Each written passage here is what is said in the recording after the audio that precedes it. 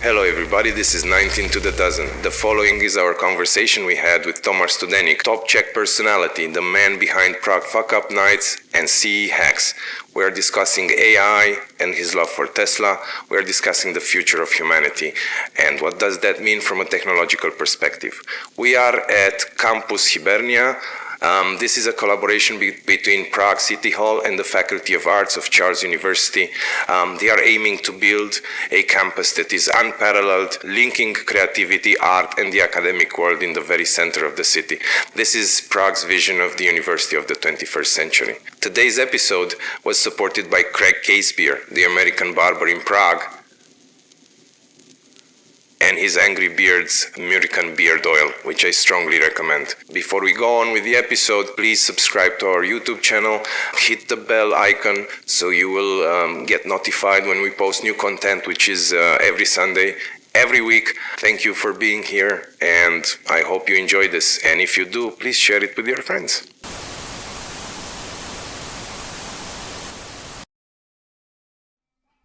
So far I have done 53, 55, 56 episodes that I've recorded, and I don't know. But I'm surprised, by the people who tell me that they listen to them. It's not. For example, I came to. I had a meeting with the boss of the nuclear power plant, Temelín. And he told me, "I know your podcast." So I said, "Good." I've never thought that the boss of a nuclear power plant, like Mr. Burns from The Simpsons, would be listening to my podcast. So what do you think? It's because it's a fuck-up podcast, so I hope somehow we are not resonating with the podcast. There would be a problem with the nuclear. Yeah. So sometimes I'm amazed, and also, I don't know why, but also some of the hospital people, they listen to the podcast. It's not for mainstream or I think students. I don't know. So it's enough if you have, I don't know, 100, but the 100 is like the right one. Mm-hmm. So if you have the right 100 people, then you're fine. Someone can have thousands, but the idea of actually business people sharing their fuck-ups, I think it's a very generous idea, and it's very educational as well. So a lot of success might come from that traction as well, from the content in itself, no? Yeah, but it's interesting, the story, how it happened that I do it, but it's number one is it's interesting to listen to, and then maybe you get something out of it. But I'm never focusing on the financial side. It just is a byproduct. Yeah. Okay. I've seen. You tell me when you are ready. No, we are ready. We are ready. I think he was just signaling that we're rolling. Thank you, Stan. I didn't want to interrupt you. Yeah, well, you did.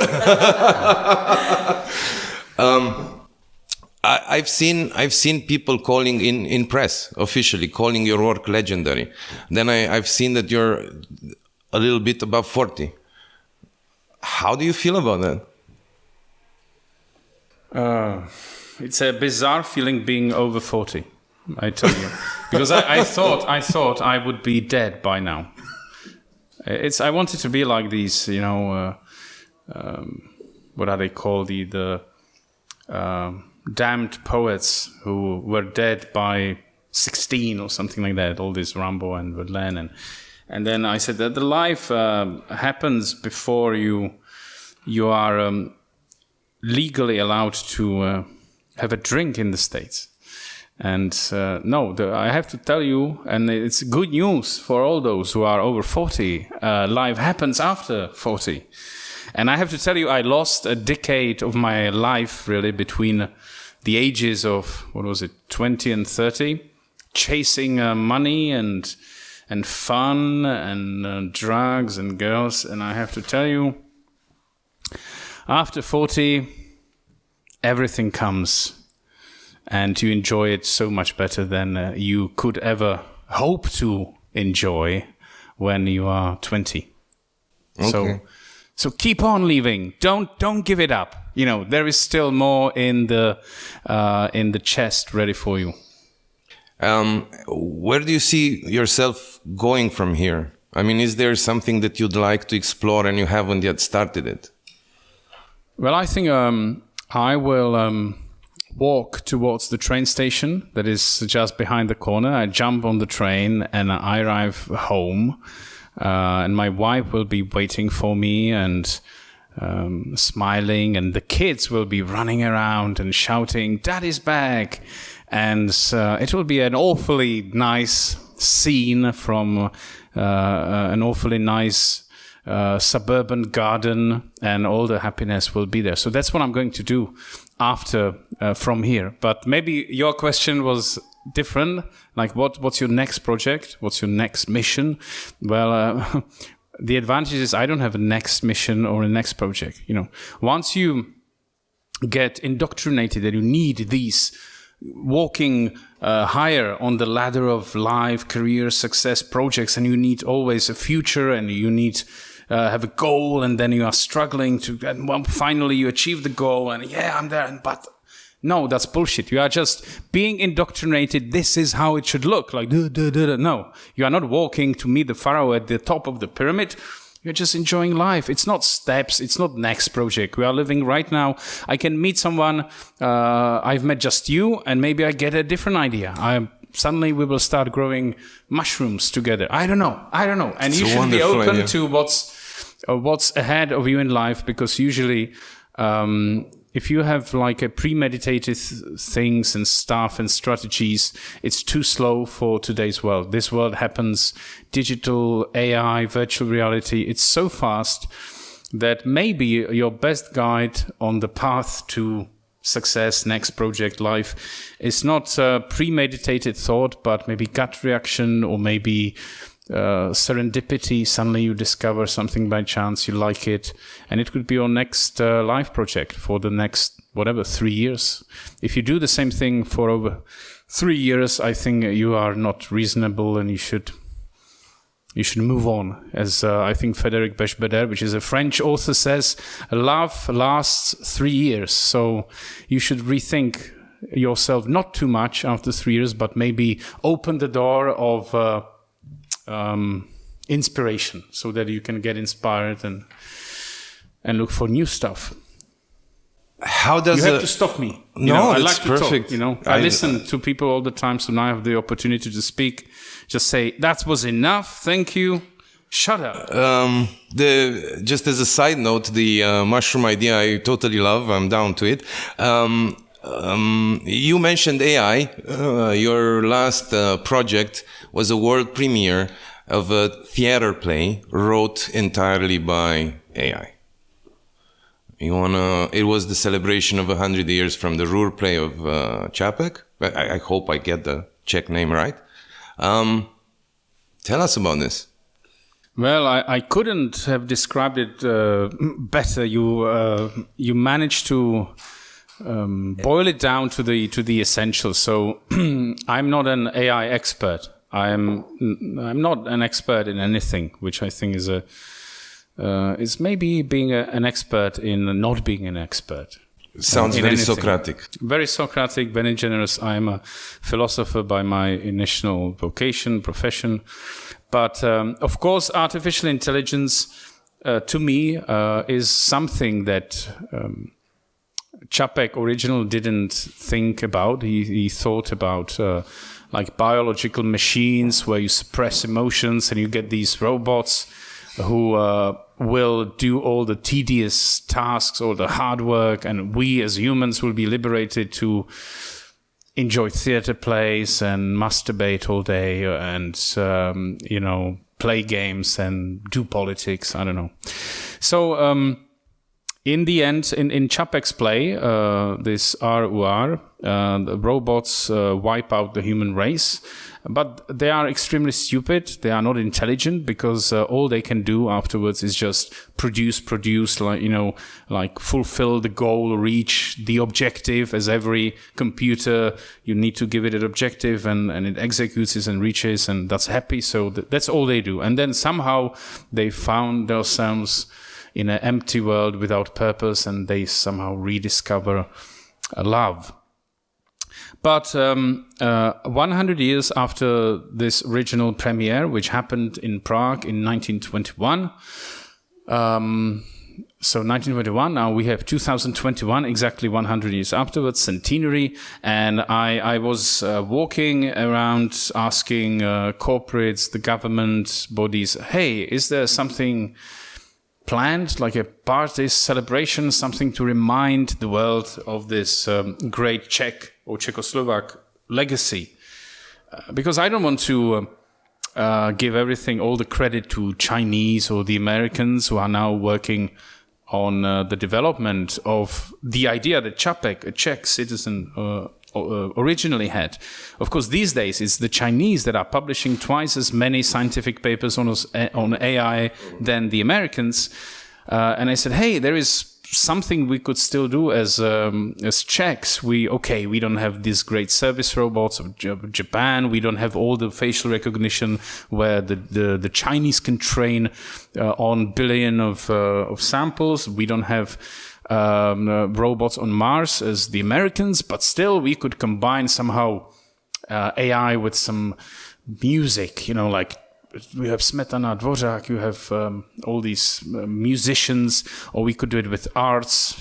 And I said, why not actually doing a theater play, but reversing the jobs? So it's not human writing about robots, but it will be robots writing about humans. And I approached some of the people that I needed for that project, which was there is a UFAL, which is an Institute of Applied and Formal Linguistics, and the Maths Physics Faculty of Charles University, and there was a guy, Rudolf, and his name is Rudolf, it's the first name, and Rosa, second name, Rudolf Rosa. And when I had a meeting with him for the first time in a cafe in Újezd, he replied to me via email, he confirmed the location, and his signature was RUR as Čapek's original play. So I knew that will be easy because I told him, look, Rudolf, what about this? You help me put together a play that AI will write, and I'll find a theater that will perform it. And I want you as the lead scientist behind this. And he said, yes, of course, that's the moment I've been waiting for all my life. I've lived up to this moment, and now this needs to happen. So he was on board within a matter of like seconds, and then it took me maybe 3 weeks to find the theater, which was Švanda Theater in Smíchov, that agreed to stage the play and put the script or the script specialist to work together with mathematicians and programmers on the AI side. And then in the end, we also managed to find some finance for the project from the Technology Agency of the Czech Republic, because this was now part of a applied social research project. And now it's end of year one of the project. The first outcome was the play that your listeners, audience can go and see in Švanda Theater. Now that the restrictions are lifted, the play is on, yes, right? It will be in autumn. It's on, so if they look up the play, it's called AI When a Robot Writes a Play, and I strongly advise them to go and see it. It lasts 1 hour, and then there is a second hour of discussion where the audience can ask questions. What a nice format. Mm-hmm. Yeah, it's like the reverse of famous Zimmerman format. Zimmerman is the greatest Czech, as voted by public opinion poll, I don't know how many years ago, but they ask, who is the greatest Czech ever? And of course, there was the Charles IV, the Emperor, or I don't know. But first came Zimmerman, who is a fictional character. It never existed. Okay. But he's like a myth, an urban legend that everybody loves, because he made all the discoveries in the world, but always as the second guy who came too late, a minute late. So he was active in all the fields, in physics, in drama, in world history, and there is theater of Jara Zimmermann, a famous theater group, and they had first the workshop, the discussion with experts, and then the play. But we have this reverse. We have the play, and then we have the discussion. Is the play expat friendly? Will there be like subtitles next to the stage? The play is in Czech, right? The play is in Czech. I'm not sure, but we do have the subtitles because we stream the premiere in Czech with English subtitles, and also the discussion. Actually, you can watch the discussion that that happened after the premiere. You can watch it online via THEAITRE. It's not theatre.com, but THEAITRE.com,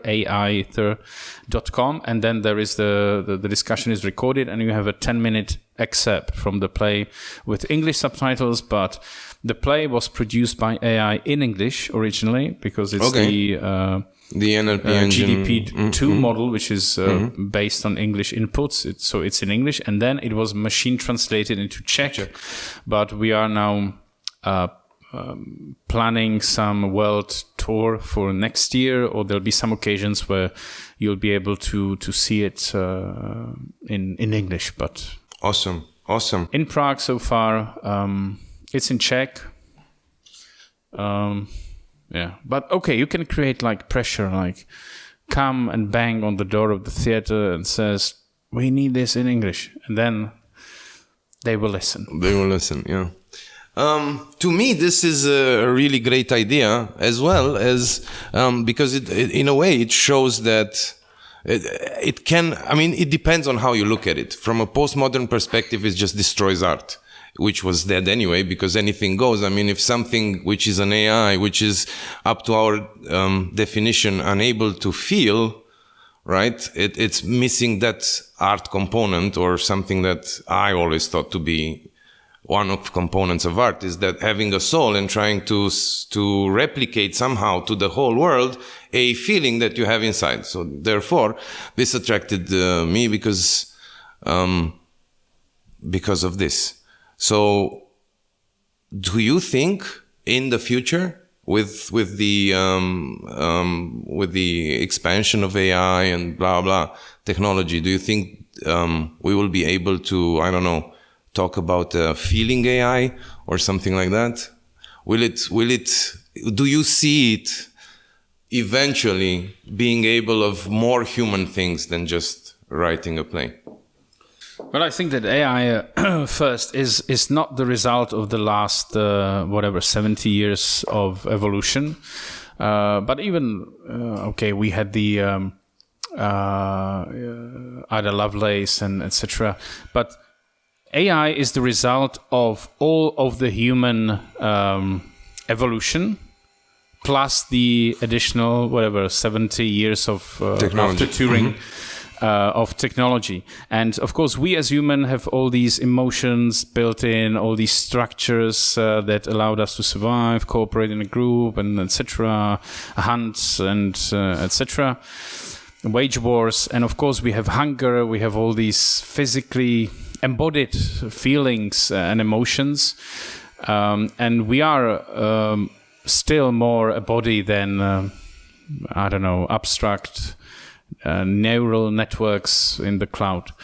So, of course, a computer based on on a network, somehow inspiration by human brain, but still it's a network without any body, without any understanding of what's it like to feel hungry, to feel tired, to fear death, to be in love.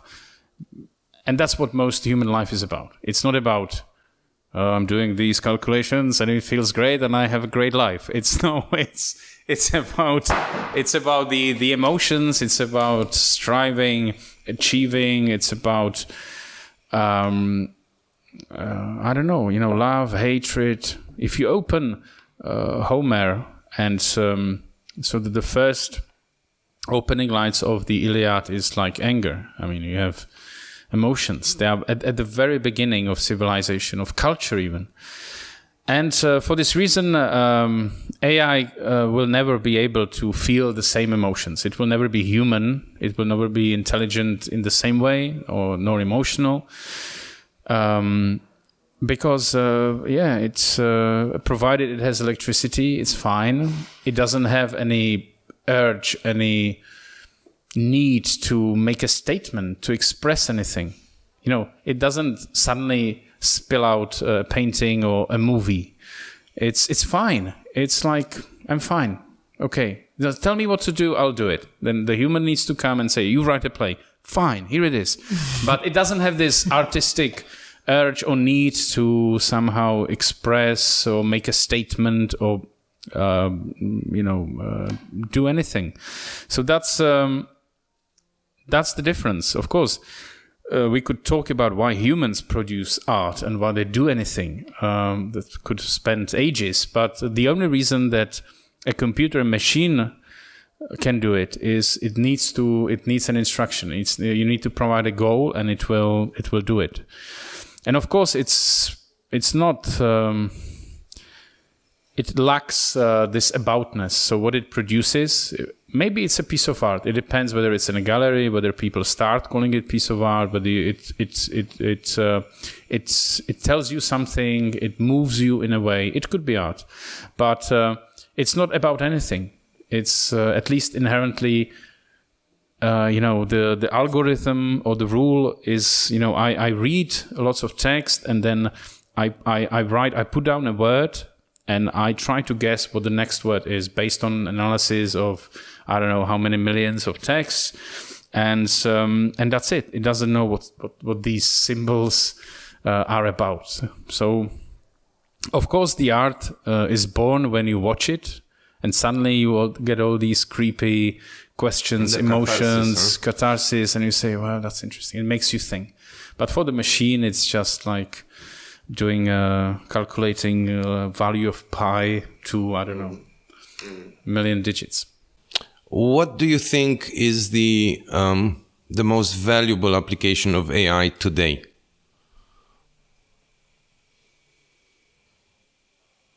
Most valuable? Yeah. The one which, let's say, would be the easiest to be adopted by the majority of people.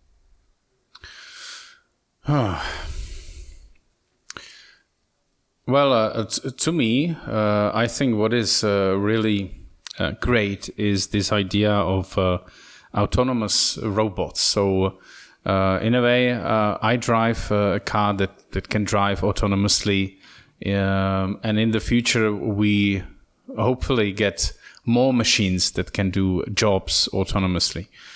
And it doesn't say that there has to be artificial intelligence necessarily. Yes, there is most of the time, but I think this is where we can come up with lots of applications that make our life easier, and we can move along and do something else. So if you are now you have to be stuck to the steering wheel for the whole duration of the journey, you can't do anything else. So in the future, it will be time for you to, I don't know, read, relax, chat with somebody, learn new stuff. So I think that is, it will be a revolution of these autonomous machines, definitely. And I think that's something you can touch, and then you have a lot of applications where you don't feel it, and it suddenly creeps in, and maybe sometimes it's to the detriment, sometimes it's for the better. But of course, if we talk about advertising, for example, then that's the application where I think it's dubious whether it's for good or for bad. But it optimizes all the algorithms to show you the right things, to learn what you like, where you click, what you do, and then of course it makes the bubble for you really comfortable, really nice to be in. But it closes the rest of the world, and it somehow makes it impossible for surprises to appear. For a good example is like this algorithm on Amazon. If I buy books on Amazon, it tells me what others read. It's not much AI. It's only based on the profiling. It tells me you might be interested in this, and it gives me like similar stuff that relates to whatever myself. But what I would appreciate is the opposite service. Tell you, like, people who are really unlike you, who are the opposite, read this. So that's where you can learn something new, really new. So I don't want any books on innovation and creativity, AI, but I would love something on, I don't know, how social life of ants or beekeeping for beginners. I don't know, something that I would never on my own or even on Amazon discover. So I think it's important. This would have, if I may, this would have been exactly my question about the way you describe it, how the algorithm today creates your bubble. Isn't it basically just killing critical thinking? I mean, you're no longer exposed to an opinion contrary of yours. Or if you are, it is so inflated somehow that actually it kind of obliges you in a way to have a reaction, which is in the end engagement, which is in the end advertisement and so on. Yeah, exactly. I think it's maybe rather than creating a bubble which is 100% conformant to your worldview and it doesn't arouse any negative emotions, that maybe is not true.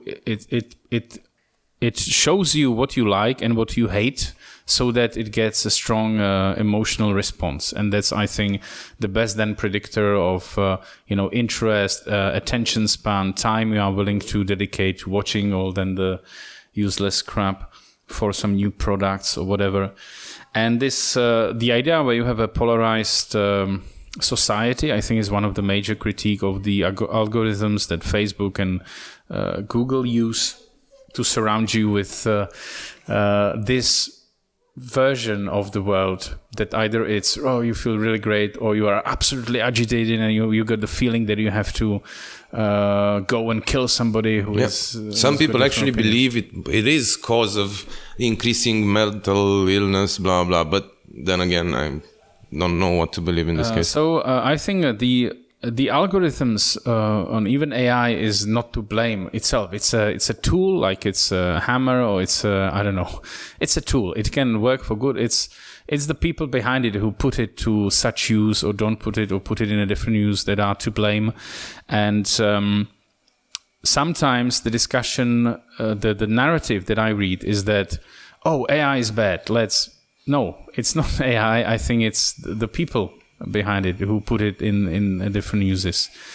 And we shouldn't be afraid of AI per se, but about irresponsible usage. And of course, there is an element of the unknown in the network. You cannot really describe why the network decides to do that or this. But, well, it's just a tool that works in a strange way. But there is someone who is wielding the tool. And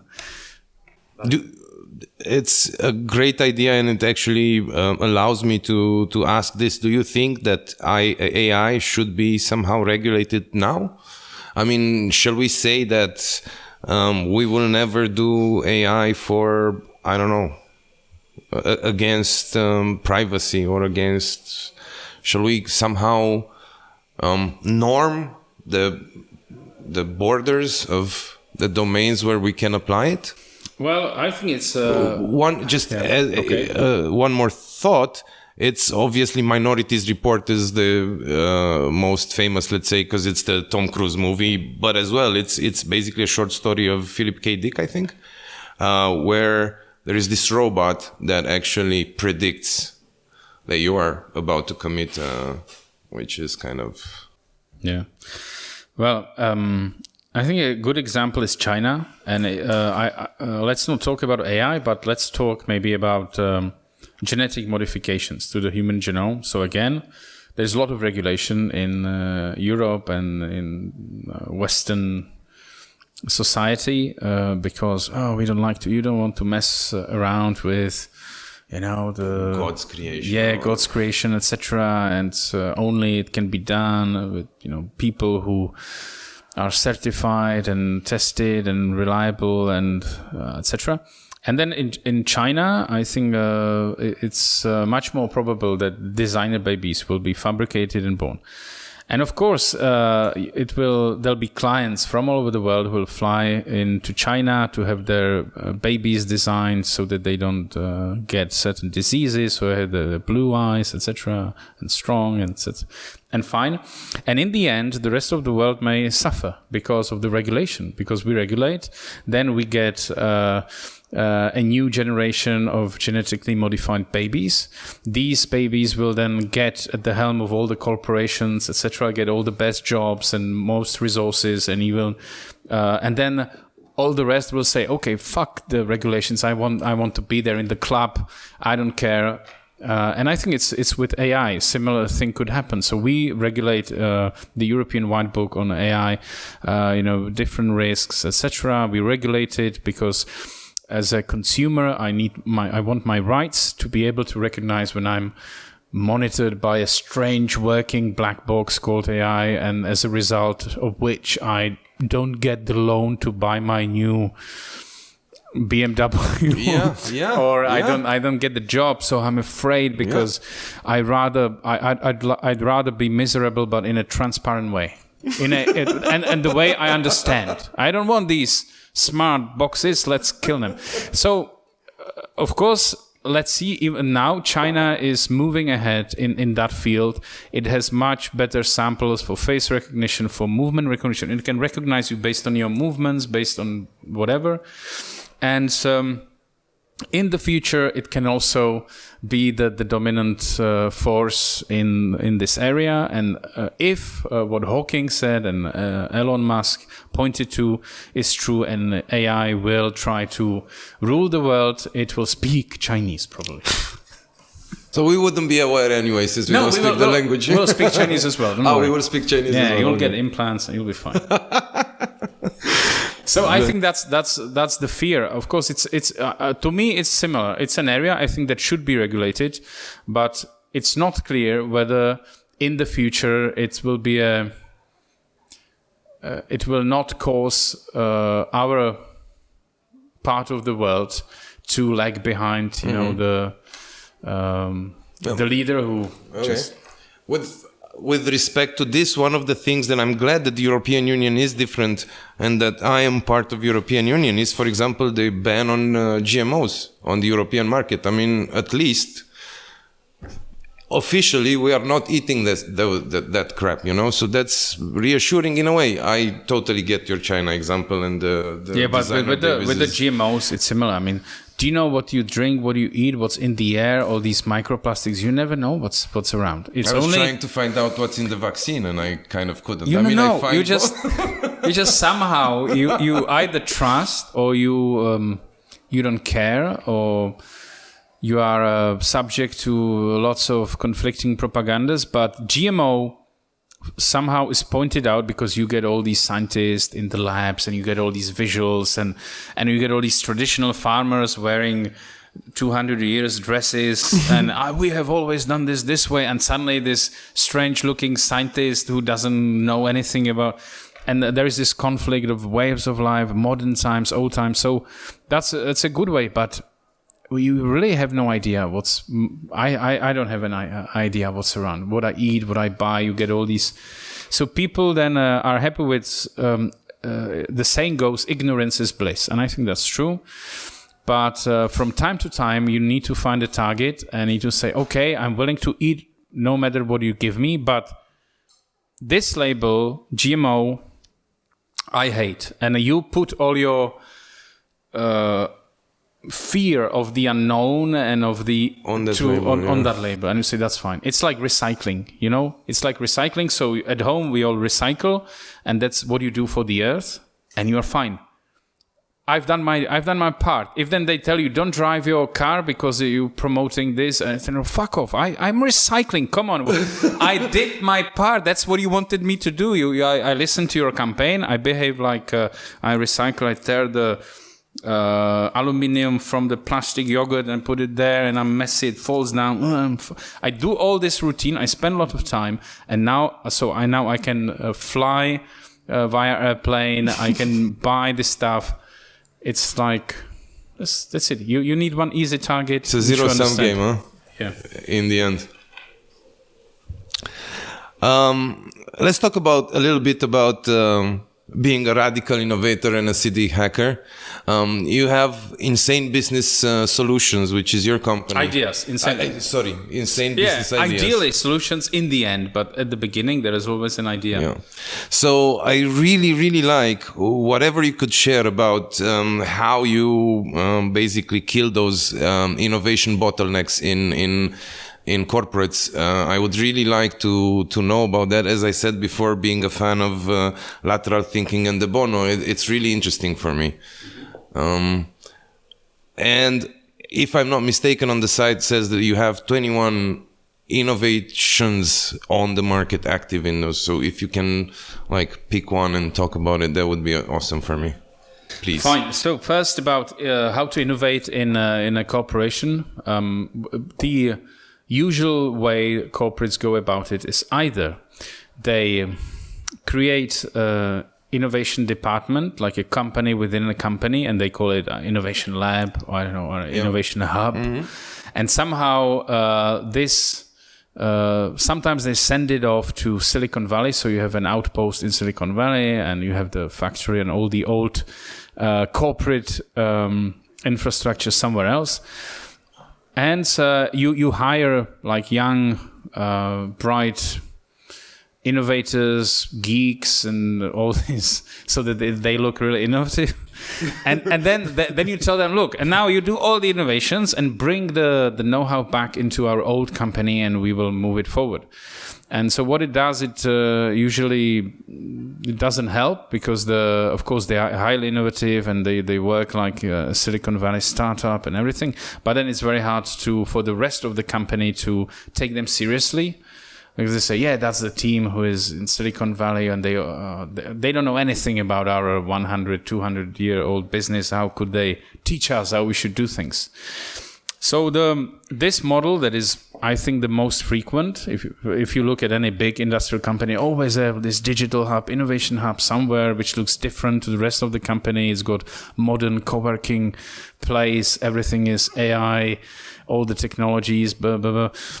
But the problem is, of course, the company culture. And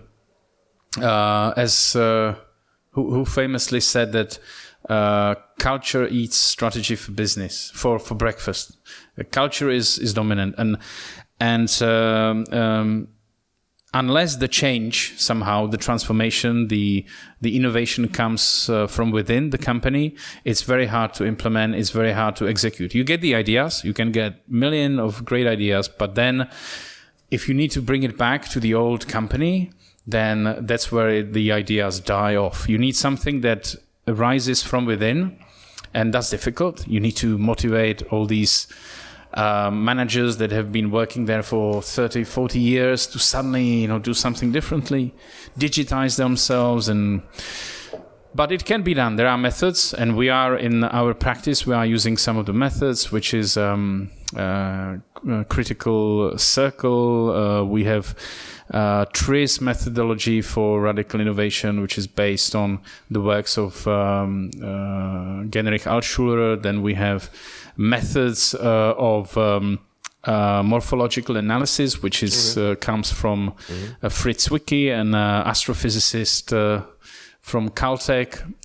So there are lots of methods you can apply, even for complicated corporate environments, to distill innovation. And that's what we do. We actually work with Škoda Auto, with IKEM Hospital in Prague, which is the biggest transplant center in Europe. Okay.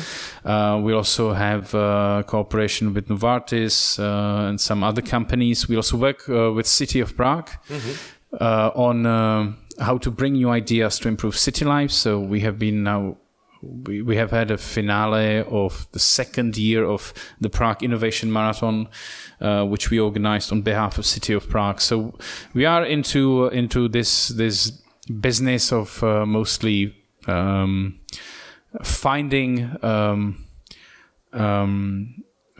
a ground or a field where innovation that we bring from outside, the ideas, They are like little seeds that you plant, and they will grow in the old environment with the help of all the ecosystem. And now, second part of your question, we have our own lots of ideas and innovation which are in the market. One of them is maybe an interesting one is digital tombstone. So it's basically a QR code that you put on your tombstone. Of course, if you die, no, it will be your relatives or friends that can put it there. And you scan it with your mobile phone, and they get like a multimedia profile of your life, of your legacy.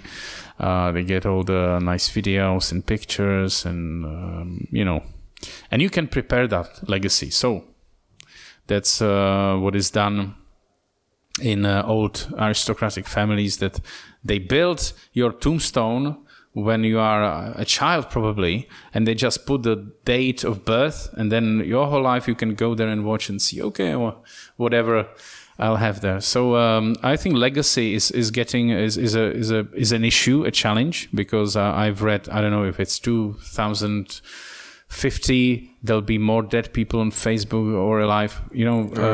What's the legacy? If you have a cute kitten or a photo from where you are absolutely wasted and drunk, do you want this to be the last photo that all your kids and etc. will see and remember you? I think legacy is a big question, and all your passwords and data everywhere, all the subscriptions that still will have to be paid. So there is a space for dealing with what's left behind, and especially with all those digital possibilities, all these Amazon vouchers and stuff. You want a reasonable way how to process what's left behind in the digital world, not just your footprint, but also all the mess that you leave needs to be dealt with. So I think that's a good, great opportunity. That's a great idea actually. You mentioned going back to. Thank you for all the stories. Going back to, you said you drive something that drives itself. Is it a Tesla? Yes, of course. I mean, what else? I mean, how is it? How easy is owning a Tesla in Prague? Prague, I think, is very green friendly, right? Of course, it's easy provided you have a garage or a house where you can charge the car. It's really difficult. I think it's impossible if you live in a block of flats or in central Prague without this chance. I still think it's kind of suburban car if you use it. Of course, I don't drive to work. I take the train, which is much more reasonable. But at least it gives you the option to start living in a way off the grid, or at least you get like a better idea of what's it like to what energy is. Usually you don't think about it. You get an invoice, you see this amount of kilowatts, you have no idea, and suddenly you say, okay, that takes me to Brno, and that could take me there. What your solar roof can provide, etc. You start get some meaning behind the kilowatt hours. The kilowatt hours. How long to fully charge? I rarely fully charge I never charge from zero. Usually I charge from 50 to 90. Okay. And it depends from the standard electricity socket. It could be like 8 hours, 7 hours. Okay. So it's actually corresponds perfectly to the during rest the night. Time. Does the autopilot work on unmarked roads as well? There was a discussion, I'm not really sure if it's still this thing, because what I hear about Tesla is this amazing thing that over the air, it's updating its firmware. Yeah. I guess the AI gets, and the self-driving thing gets updated as well. So I'm not really sure if this is no longer the case or not. But yeah, I get upgrades every month, roughly. There is an upgrade, but you cannot, the autopilot cannot work on its own. You need to touch the steering wheel. So it's absurd, but this is the last update after those scandals when they found people sleeping on the wheel or something like that. apply pressure to the steering wheel so that the car has reasonable certainty that you are there and you are vigilant, etc. So I've heard about some hardware you can install on the steering wheel so that it pretends like a hack, but I'm not using that. And of course, my wife is scared when I take my hands off the steering wheel, so I do it rarely when I'm driving alone. Okay. I guess the acceleration is insane, though. It's nothing like a normal combustion engine. Yeah, it's very hard to remember what it was like, but the combustion, not for me. We still have one car that is the traditional one and one Tesla. So it's tough for all the traditional car makers suddenly when you get all this acceleration. Yeah, it's a game changer. It is. I totally love. I mean, Elon Musk is one of my favorites. A person that I would always, listen to him talk and like his ideas. The only thing which little bit spooks me is his Neuralink. Because his claim is that eventually they will be able to read thoughts, but I guess that's very, very far away. That's a small eventually, right? But I guess his take on all this AI and thing with the robots is that we'd better become like this merger between technology and what we understand now anthropologically as being human. I guess that's one way to go, I guess. I don't know. I think we will go that way. We'll definitely be connected in a much more intimate way. And quite often I discover opportunities for Neuralink, like when I would need it, why it's not here. I'm taking a shower, for example, in the morning, and I'm thinking about a new idea. And if I had such an interface, I could immediately make the note, upload it somewhere, research it in the shower, and I would love to have it. Then there are moments where I would hate it or I wouldn't need it. I would like to switch it off, so there would have to be like this off button. But then I'm also thinking how the interaction will change. It's not a browser. It's not a voice, another voice in your head. You don't want some other voice. So will it be like this Siri kind of, hey, I'm Neuralink. I've noticed you've been thinking about naughty things. So how about I suggest we can program for you? No, I mean, I would like to activate it in a transparent, easy way, maybe using a physical gesture. Because sometimes, I don't know if it's only my problem, but I'm thinking about thousands of things and I immediately hate myself for thinking that. Like, no, how could I? No, I don't want, I get this off my head. So I would like this erase function also for some thoughts, which is, like a hard drive, and this would be erasing. But then I would need like, okay, so imagine you are drunk, or I don't know, I'm drunk quite often, and then say, okay, I will write this email right now. So you would start formulating email in your head, and then you would send it. And of course, on inspection, you you shouldn't have sent it. This Neuralink maybe should have stopped you, you should have like reconfirmed multiple times, are you sure? And it's good that we don't have Neuralink, because then you would get all these drunk emails, people not being able to, without a censorship, because then if you are drunk, it's hard to you fall asleep, you don't do anything. But with Neuralink, immediately you would send out these emails, resignation letters, fuck off emails, I hate you, I love you, whatever. That would be horrible. So now, how would that work? You would need some sort of... Maybe you would preset each evening. Now, look, should I really listen to you, or should I, if it doesn't sound right, don't do it. So you would need to pre-configure Neuralink for the evening, for the party, or for the weekend. So there are lots of questions, but I'm thinking about these practical things. How would that work if you had a direct? It wouldn't go through your hand. Then you had a pen, you need a paper, you need a post office. That was the old way. Really difficult. You really only sent out the messages that you constructed and you really meant. Now with emails and WhatsApp messages or whatever messenger, that's easier. So the messages look shit because it's too easy. And And now imagine Neuralink. That would be just... Even more noise. And imagine on the other side.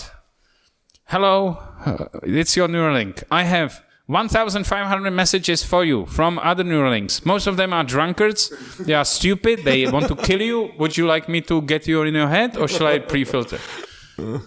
I don't know. True.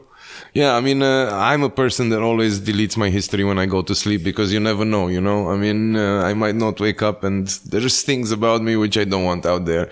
So I'd rather DuckDuckGo than Google, for example, or I'd rather Proton Mail than Gmail. But then again, I have a YouTube channel, so... So actually all my efforts of staying off radar are now irrelevant in so many ways. But we will get there somehow.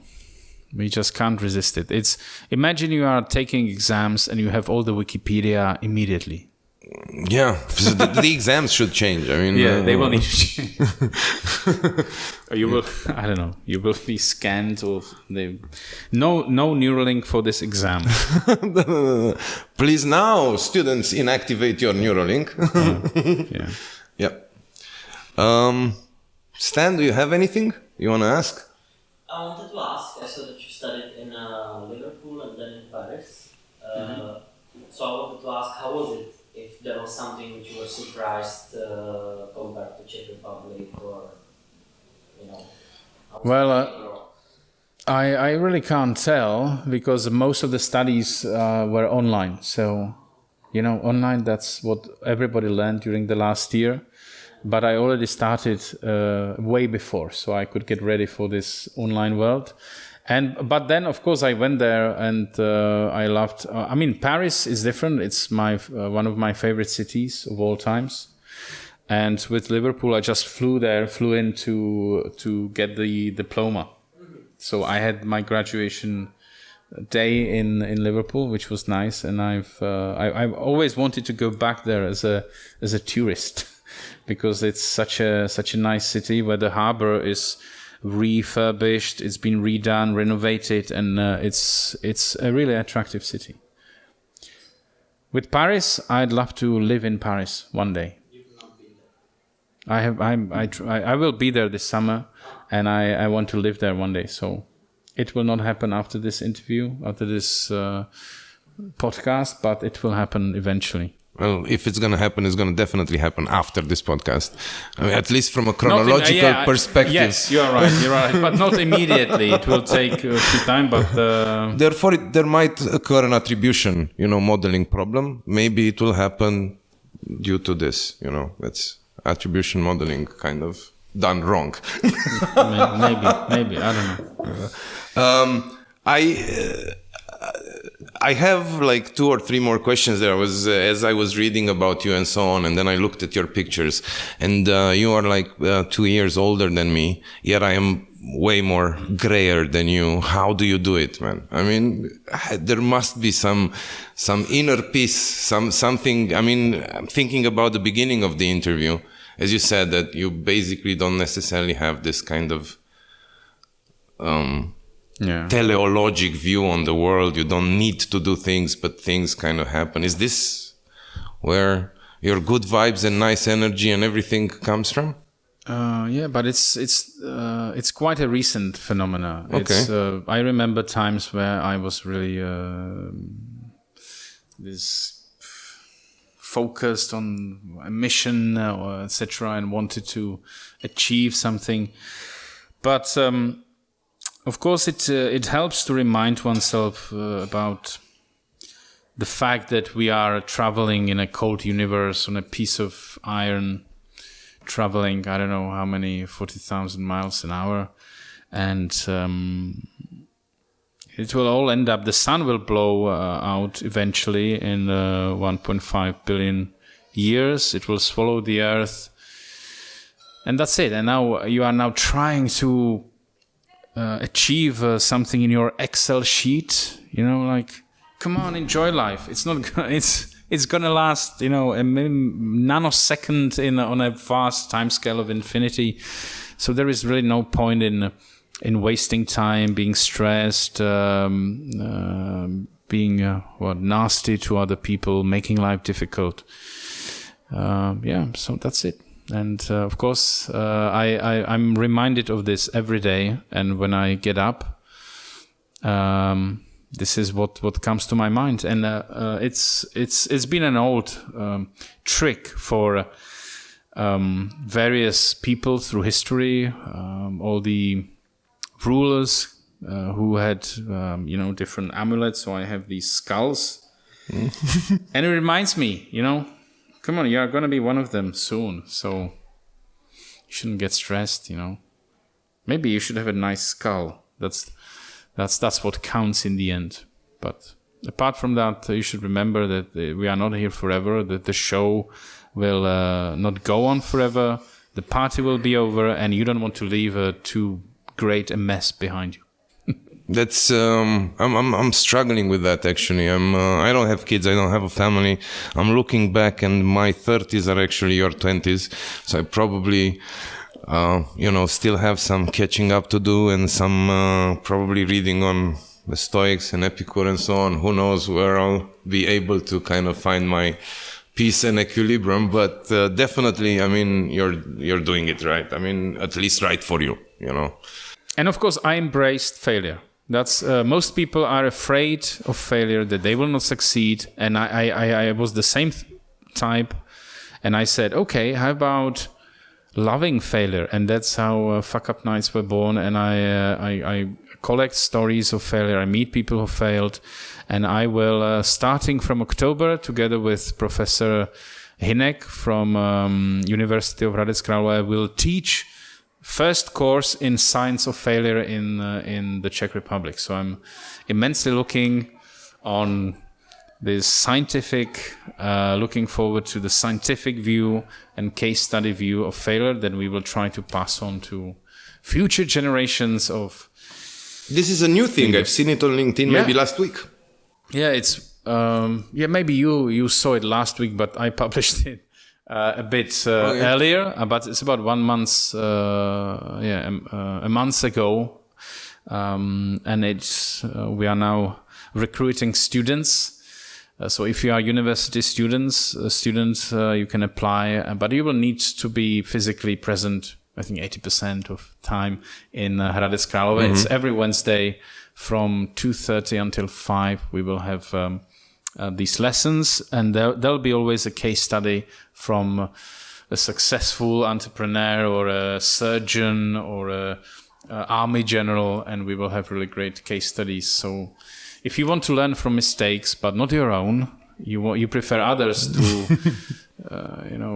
take all the hits and feel the pain in your stead, then you should apply. Tell me one thing that you know and actually scares you. What scares me? Yeah, I mean, I'm thinking about technological things, or science things. Is there anything that scares you in the end, Tomás? Well, no. I think from a technology point of view, no, because I take it that technology is part of mankind.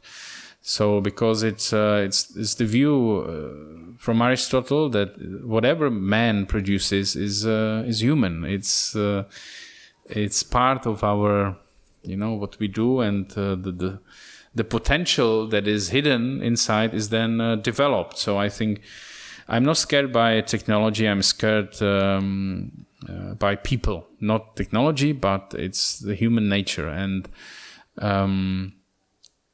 the reason you see it every day, if you read, if you watch television, if you read the papers, if you listen to people, it's human nature to look for easy explanations, and it's this need to belong somewhere, to either it gives you identity or it gives you reason to live. And if you don't find anything, you just hang on and catch whatever there is and has an easy to understand, strong message, and that can end up badly. So I'm really scared that we will no longer be able to think for ourselves and look for meaning in a meaningful way, but we rather as a, how to say this, ready-made stuff. So in a traditional way, you would be born and then you struggle, you walk, you travel around the world, you meet people, you try lots of things, and you are looking for something. These days, you are born, you get your virtual reality glasses, you create your social profile, and the meaning is to get all the likes and have fun. And of course, then someone tell you, but you should do something to change the world. So you look for prepackaged answers. Well, I'll support this green stuff, or I'll support this nationalistic stuff, or I'll support something else. But you resign to finding this yourself. It's just we are like consumerist in terms of ideas. We are looking for prepackaged movements, solutions. I wouldn't be surprised if one day there is like a new movement or an old movement, and you can press one click button and you get everything. You get the right clothes, you get the right equipment, you get assigned a place where you should live, people you should meet, what it means to be a good supporter or a bad supporter, and you would have like a pre-designed life, or you could have a maybe Louis Vuitton kind of life. It will not be just bags or some accessories, but you will get like a branded life that will be pushed to you through Neuralink by some life designers. And so I think that's something scary, really. And last question, I always ask my invitees, my friends, this: if you could snap your fingers and change something about the world today, what would that be? Well, I'm afraid I cannot snap them too powerfully. Yeah, sometimes with my right hand, no. Left hand, yes. So if I could, if you could, what would be immediately? Yeah, what would you change? Well, I think the biggest problem is the way children get educated, and it's